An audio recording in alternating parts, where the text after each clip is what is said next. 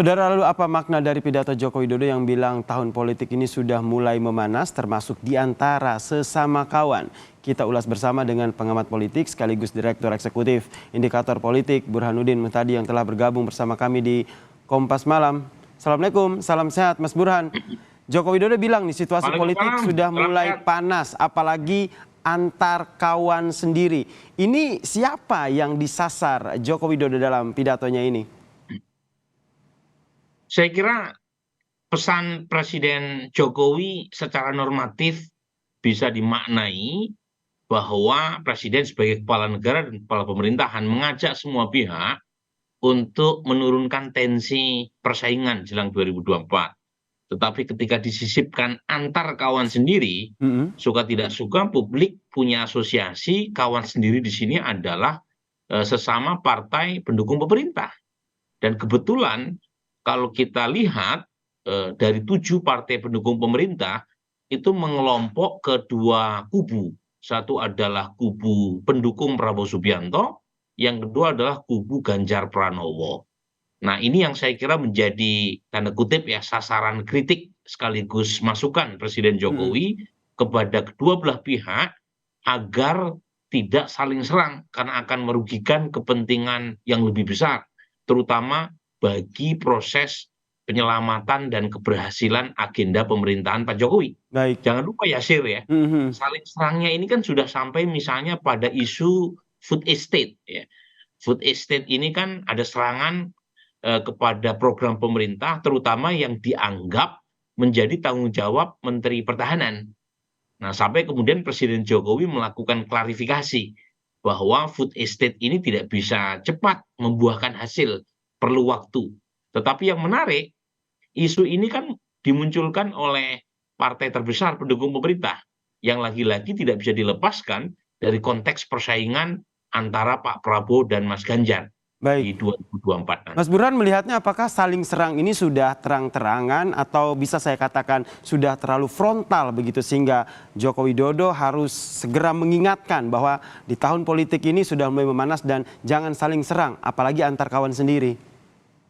Kalau disebut frontal mungkin belum ya, tetapi memang sudah mulai menghangat dan terang-terangan karena serangan terkait dengan food estate itu kan terbuka dan disampaikan oleh Sekjen PD Perjuangan yang disebut sebagai kejahatan lingkungan.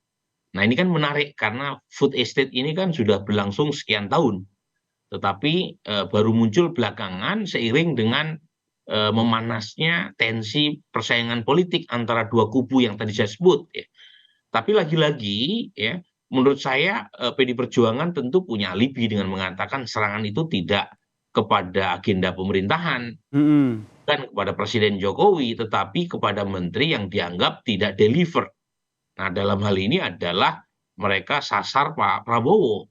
Meskipun memang kompleks ya soal food estate ini bukan hanya satu kementerian, tapi lagi-lagi dalam konteks politik PD Perjuangan ingin mengarahkan sasaran tembaknya bukan kepada Presiden Jokowi, tetapi kan pemerintah Pak Jokowi bisa menjadi collateral damage karena serangannya ke Pak Prabowo dan Pak Prabowo bagian dari pemerintah. Pemerintah dianggap menjadi bagian dari kegagalan kalau misalnya betul ya food estate itu sebuah kegagalan. Jadi lagi-lagi ini menarik karena sebelumnya partai pemerintah sangat solid, ya, sekarang paling tidak menjelang 2024 untuk kepentingan elektoral muncul kritik ya terbuka yang disampaikan oleh sesama anggota koalisi pemerintah. Sangat solid, kemudian ada muncul kritik terbuka seperti kata Anda. Ini kedepannya Anda membacanya seperti apa? Apakah tetap solid atau nanti akan ada ya bisa dikatakan berbeda pendapat ataupun perpecahan dalam tanda kutip di dalam koalisi pemerintahan Joko Widodo ini?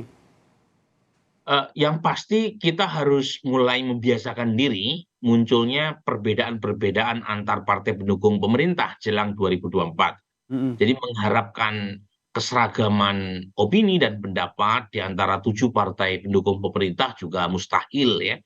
Apalagi satu di antara partai pendukung pemerintah kan mengusung calon presiden di luar dari apa yang dianggap sebagai jagoan pemerintah ya, yaitu Nasdem yang mengusung Mas Anies Baswedan.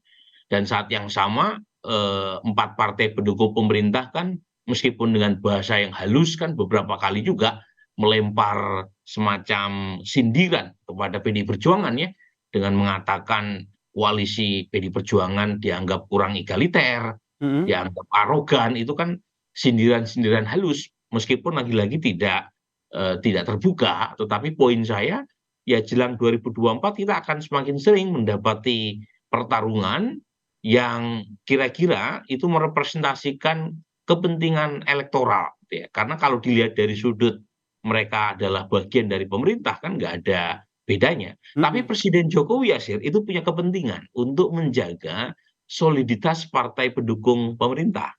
Karena kalau misalnya serangannya makin frontal, itu akan mengganggu agenda pemerintah jelang berakhirnya masa jabatan presiden. Nah itu dia tuh Oktober tahun menjaga depan. soliditas, kondusitivitas politik jelang Pilpres nanti. Nah dengan adanya pesan yang disampaikan oleh Joko Widodo dalam pidato ini, apakah ini juga akan menjadi sebuah warning begitu buat parpol yang tadi disebut saling serang begitu, bahwa kedepannya mereka tidak akan saling serang lagi? Ya, meskipun tentu warning itu sudah dikirimkan, Hmm. Presiden Jokowi sendiri kan langsung melakukan klarifikasi ya terkait dengan food estate ya. Jadi itu kan bisa dibaca sebagai satu bentuk narasi politik bahwa Presiden Jokowi tidak berharap ya anggota partai pendukung pemerintahnya saling serang terkait dengan program pemerintah. Tapi tidak ada jaminan, Tidak ada tidak ada jaminan ya. jaminan Mm-mm. serangan antar partai pendukung pemerintah berhenti. Karena ini simpelnya begini, Yasir. Mm-mm. Di antara 3 capres teratas, itu top 2, Mas Ganjar dan Pak Prabowo itu dua-duanya partai pendukung pemerintah. Jadi kalau kemudian selisihnya tipis antara kedua calon teratas ini, ya suka tidak suka serangannya tidak hanya kampanye, bukan hanya kampanye positif kan, tapi juga negatif campaign. Negatif campaign itu boleh, yang nggak boleh adalah black campaign. Ya, Jadi saling membuka aib dan kelemahan pihak lawan secara teknokratik itu boleh. Yang tidak boleh adalah black menggunakan politik campaign. identitas, black campaign, SARA itu tidak boleh gitu loh.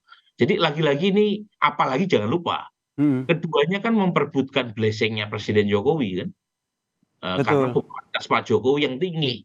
Jadi Mm-mm. pada titik tertentu memang suka tidak suka terjadi serempetan gitu ya, antara kubu Prabowo dengan kubu Ganjar Pranowo terkait dengan bagaimana cara memenangkan 2024. Nah, Cuma serempetan ini tentu saja harapannya Mas Burhan tentu tidak berujung pada saling serang ataupun konflik yang berkepanjangan begitu, karena harapan dari Joko Widodo sebagai presiden adalah menjaga kondusivitas dari dinamika politik. Nah, langkah ke depan yang menurut Anda akan diambil oleh Joko Widodo seperti apa?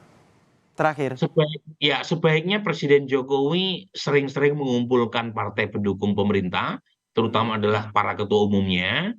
Kemudian setelah ditetapkan eh, capres dan cawapres oleh KPU, Presiden Jokowi mengundang semua bakal capres dan cawapres, termasuk Mas Anies. Kalau misalnya Mas Anies berhasil mendapatkan tiket dan didaftarkan resmi ke KPU.